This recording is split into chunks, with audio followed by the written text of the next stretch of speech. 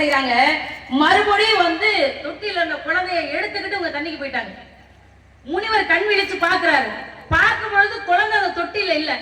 நம்மளை நம்பி சீதை குழந்தைய கொடுத்துட்டு போனாலே, குழந்தைய காணோம்னா சீதை மனம் பதர்வாளன்னு சொல்லி அங்க இருந்து ஒரு புல்லை எடுத்து ஒடிச்சு தொட்டியில போட்டு ஒரு மந்திரம் சொல்றாரு. குழந்தை வந்துருச்சு. ஏற்கனவே லவன்னு ஒரு குழந்தை, அந்த குழந்தைய நம்ம தூக்கிட்டு போனாங்க. இவரு குழந்தை காணாம போயிருச்சுன்னு அதே மாதிரி இன்னொரு குழந்தைய உருவாக்கிட்டாரு. அவன் தான் குசன்.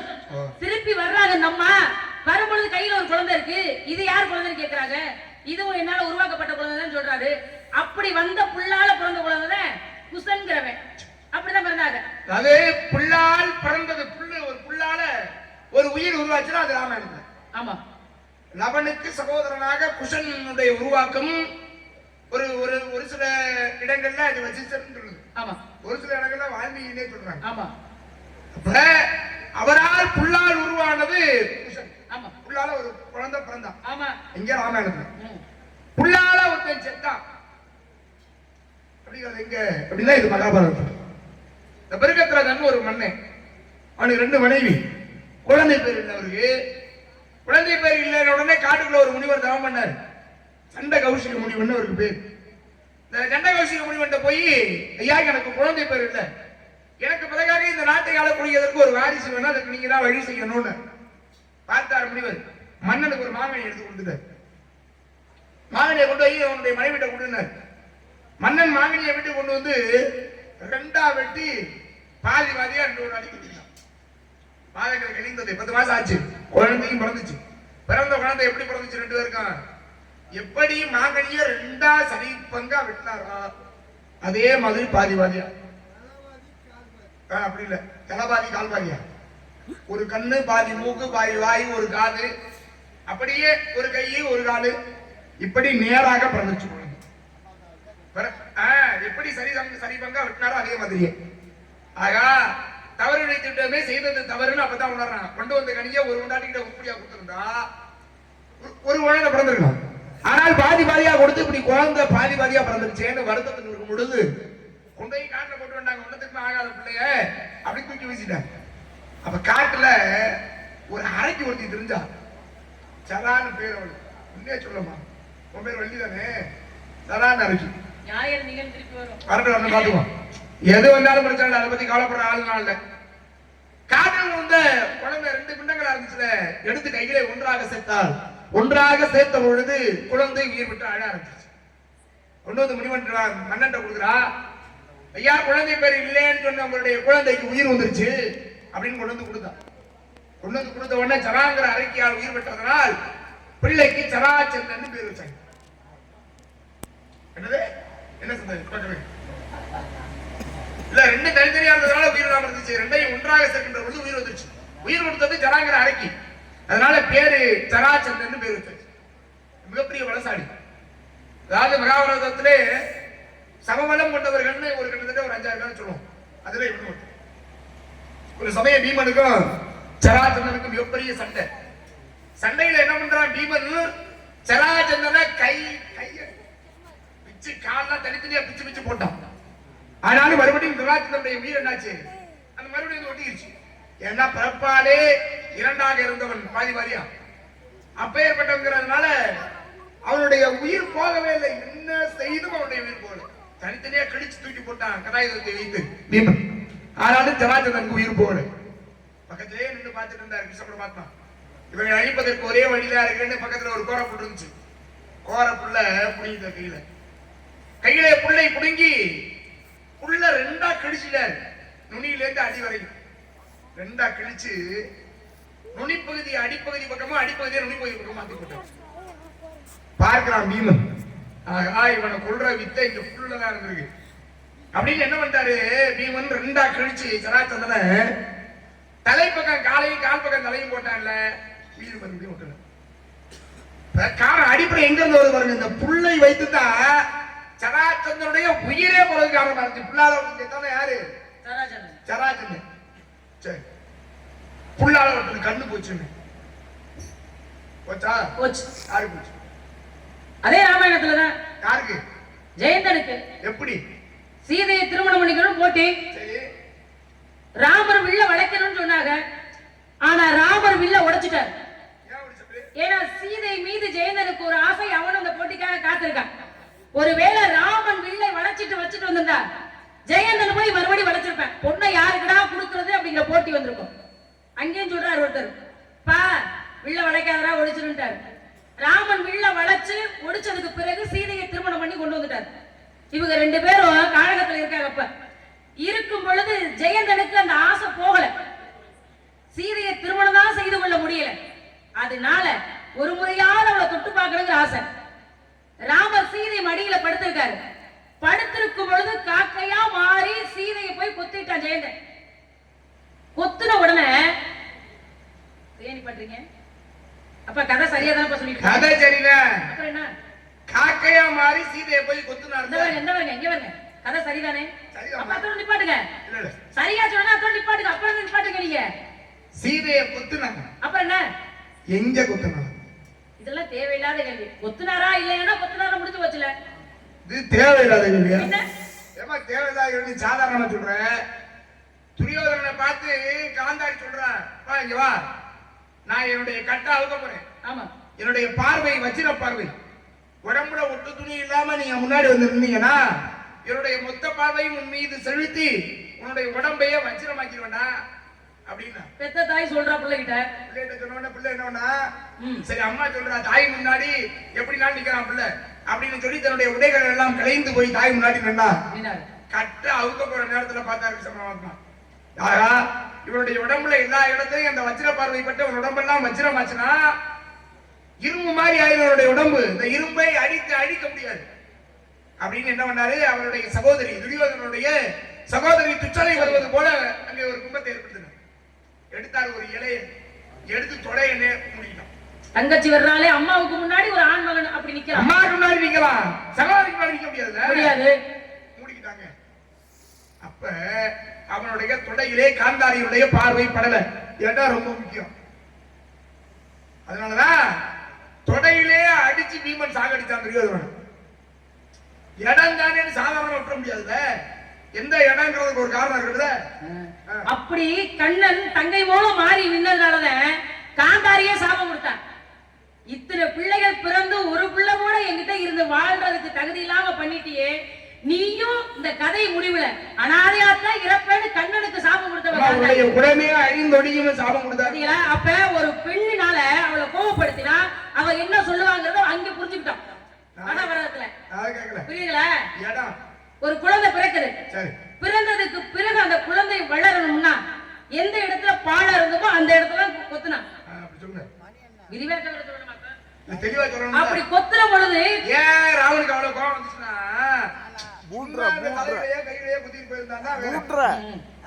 தன்னுடைய நான் இருக்கும் பொழுது என்னுடைய மலையாள கட்டின புருஷன் முண்டாட்டியா அடுத்த பார்த்தாலே பிரச்சனை. எதுக்கு இப்படி பாக்குறான்ற கோபம் வந்துடும் முண்டாட்டி மேல. ஆனால் பக்கத்துல அமர்ந்து இருக்கும் பொழுதே ஜெயந்தன் ஒரு காக்கையாக மாறி அவருடைய மார்பகத்தில் போயிட்டாங்க. உடனே கோபம் வந்துச்சா? கதையை சொல்லுங்க. அப்பா அப்பதான் ராமர் பாக்குறாரு, ஜெயந்தன் தான் அப்படி கொத்திட்டு போறான்னு தெரிஞ்ச உடனே அங்கிருந்த புல்ல எடுத்து அவர் ஆயுதமா பயன்படுத்துறாரு. அந்த இது விரட்டி போய் அவன் கண்ணுல பட்டு கண்ணு தெரியாம போயிடுச்சு. அது அங்க புல்லால அவனுக்கு கண்ணு போச்சு. மாறி இருந்தது காக்கை. காக்கைங்கிற ஒரு ஓடு மாறி இருந்தா. இன்னைக்கு காக்கை ஒரு பார்க்கும் பொழுது இப்படி ஒரு மாதிரி சாட்சிதான் பாக்க. அதான் காக்கை நோக்கரையும் கொக்கு டொப்பரையும் இருக்காங்க. காக்கை கவனமாவே இருக்கு பார்க்கும் பொழுது. அதே போல எத்தனையோ பேர் புல்லால கண்ணு போனவனு இருக்காங்க. புல்லால கண்ணு போச்சு, திருப்பி இந்த அம்மா இன்னொருத்தருக்கு கண்ணு போச்சு. ஆமா போச்சு. சொல்லுங்க. வாமன அவதாரம் எடுக்கிற இந்த மகாபலி சக்கரவர்த்தின்னு ஒருத்தர் இருந்தாமா. தன்னிடத்துல அவனுக்கு கொஞ்சம் அதீதமான நல்லவன் தான், ஆனா திமிரு வந்துருச்சு. செல்வங்கள் அதிகமாக இருந்தா யாரு வந்து என்ன கேட்டாலும் கொடுப்பேங்கிற ஒரு மமதை வந்து விட்டது. பார்த்தாரு மகாவிஷ்ணு, இவனுடைய மமதையை போக்க வேண்டும், மானவத்தை போக்குறனா யாராவது அடிச்சு உட்கார வைக்கணும் என்ன பண்ணா அப்படின்னு சொல்லி ஒரு 3 அடியாக வாமன அவதாரம் எடுக்கிறார். 3 அடியாக வாமன அவதாரம் எடுத்து போய் மகாபலி சக்கரவர்த்திக்கு முன்னாடி நிக்கிறான். ஐயா நீங்க என்ன வேணாலும் கொடுப்பீங்களாமே, நான் கேட்கறத கொடுக்குறீங்களான்னு. என்னப்பா கேட்க போறேன், கேள்வி தர்றேன் அப்படிங்கிறான் மகாபலி. ஒரு 3 அடி தான் ஆளு, கேட்கிற வார்த்தை என்ன தெரியுமா, எனக்கு 3 அடி நிலம் வேணும்னு. அப்படி சரி தரேன், 3 அடி நிலம் தரடா அப்படின்னு. அப்பொழுது பாருங்க அவ்வளவு தூரம் வந்துருச்சு. தருகிறேன்னு சொல்லி கமண்டலத்தில் இருக்கிற நீரை ஊத்துறான் கையில நீர் வரல. ஏன் அப்படின்னா அவன் போனா அரக்கர் உலகத்தில் இருந்ததுனால சுக்கராச்சாரியார் என்ன பண்றாரு, அந்த கமண்டலத்தினுடைய துவாரத்துக்குள்ள ஒரு வண்டா போய் அடைச்சிட்டார். வண்டு ரூபம் கொண்டு அடைத்து கொண்ட உடனே அங்க இருந்து ஒரு புல்லை எடுத்தாங்க, கமண்டலத்தினுடைய துவாரத்துல குத்துனாங்கல்ல, அவரு கண்ணு போய் குத்திச்சு. அவர் வண்டா மாதிரி உள்ள இருக்கிறது தெரியாதுல்ல, நீர் வரலன்னு குத்துனாங்க. கண்ணுல ஊத்துறவனா அவர் வெளியில வந்துட்டாரு. அதனால அதுக்கு பிறகாக சுக்கராச்சாரியாருக்கு ஒரு கண்ணே கிடையாது, கண்ணே இல்லாம தான் இருக்கும். இல்ல அப்ப கண்ணா சுக்கராச்சாரியாருக்கு கண்ணு போச்சு. எதால போச்சு? புல்லாலதான் கண்ணு போச்சு. இந்த மகாபலி சக்கரவர்த்திக்கு பிறகாக தாலி பார்த்து கொடுத்தான். 3 அடி நிலம் பெற்று நின்றவர் வானுக்கும் இந்த பூமிக்கும் மிகப்பெரிய தோற்றமான்றார். 3 அடி கேட்டாரு. முதல் அடியிலே விண்ணையும் மறு அடியிலே மண்ணையும் இழந்து 3வது அடி எங்களான்னு கேட்கிறார். அப்பதான் என்னுடைய தவறை உணர்கிறார். ஐயா நான் செய்திருந்தவர் தான் இதோ இருக்கிறது என்னுடைய சிரசு, இங்க வையாவுடைய பாதத்தேன்னு சிரசு மேல தலையை காலை வச்சு கீழே பாதாள லோகத்துக்கு அனுப்பிட்டார். சப்த சிரஞ்சீவிகளில் இன்று மகாபலி சக்கரவர்த்தி ஒருவனாக திறந்து கொண்டிருக்கிறார். மகாபலி சிரஞ்சீவினா இப்பவும் அஸ்வத்தாமனா சிரஞ்சீவியா தான் இருக்காரு. சிரஞ்சீவியா தான் இருக்கிறார். ஆஞ்சநேய பெருமான் சிரஞ்சீவியா தான் இருக்காரு. இப்படி சப்த சிரஞ்சீவிகளில் அவரும் உண்டு. ஆமா மகாபலி சக்கரவர்த்தி இருக்காரு. இருக்கிறது இல்லையா? எதுக்கு வந்தேன்? நான் காவலுக்கு வந்திருக்கேன். நீங்க எதுக்கு வந்தீங்க? நான் கல்யாணம் பண்ணலாம் வந்தேன். யாருக்கு? உனக்கு கல்யாணம் ஆயிடுச்சா? இல்ல சுவாமி, என்ன கல்யாணம் ஆகல. குழந்தை இருக்கா?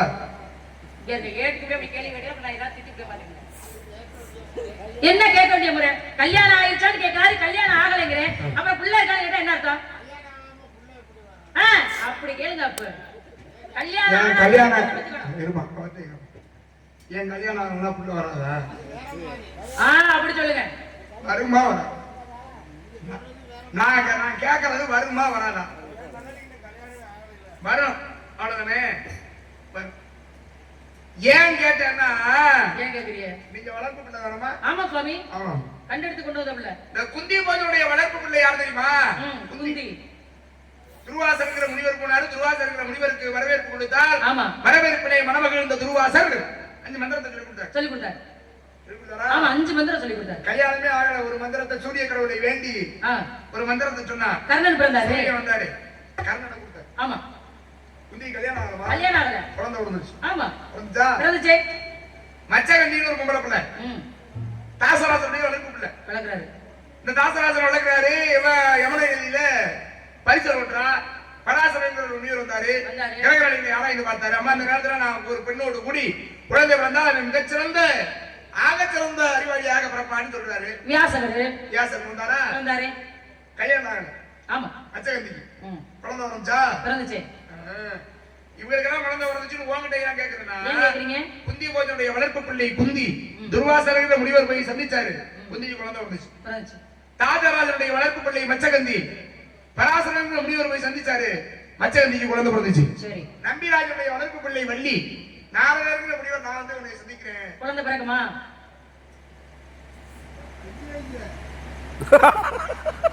சொல்லுங்க சுவாமி, குழந்தை பிறக்குமா? கட்டாயம். அப்ப எனக்கு ஒரு குழந்தை பிறந்தா அந்த குழந்தைக்கு அப்பா யாரு? அந்த குழந்தைக்கு அப்பான்னு ஒருத்தர் இருப்பார்ல, அந்த அப்பா பேரை சொல்லுங்க. நான் தான் இருக்கு. இல்ல எதுக்கு வந்திருக்கேன்? அந்த அப்பாவோட பேரை சொல்லுங்க. அத சொல்றே தான் வந்திருக்கேன். அவரு ஐயோன்றாங்க அதுக்குள்ள. ஐயோ யார்? அந்த மாப்பிள்ளை பேர் யார்? அவர் ஊரு எப்பேர்ப்பட்டவர்? அவருடைய சிறப்பு தான் சொல்லுங்க. பிடிச்சிருந்தா திருமணம் பண்ணி ஒரு பிள்ளை என்ன 30 பிள்ளை பெத்துக்க நான் தயாரா இருக்கேன்.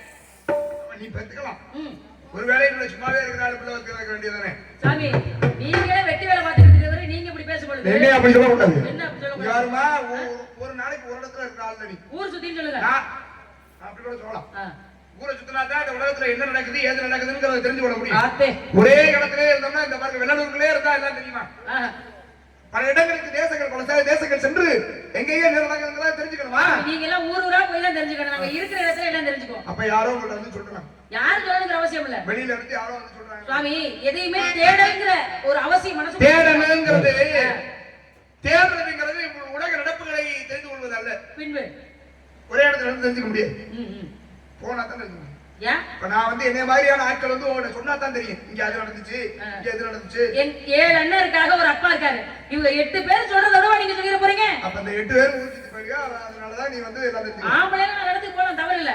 உங்கள மாதிரி ஊர் சுத்தல. போட்டிக்காரன். கால்ரையா துதிப்போர்க்கு வல்வினைவோம் துன்பம்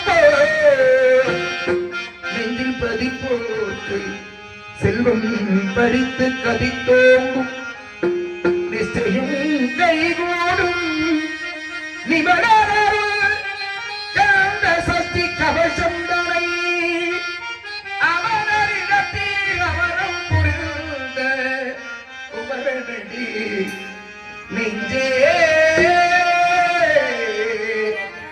குறி என் பாட்டுக்கு இறைவன் முருகன் தன் பாட்டுக்கும் தமிழுக்கும் தலைவன் என் பாட்டுக்கு இறைவன் முருகன் தன் பாட்டுக்கும் தமிழுக்கும் தலைவன் தந்தையின் வழியில் வந்தார் தந்தையின் வழியில் வந்தார் செந்தமிழிசை சொல்லி தந்தார் செந்தமிழிசை சொல்லி தந்தார் என் பாட்டுக்கு இறைவன் முருகன் தன் பாட்டுக்கும் தமிழுக்கும் தலைவன்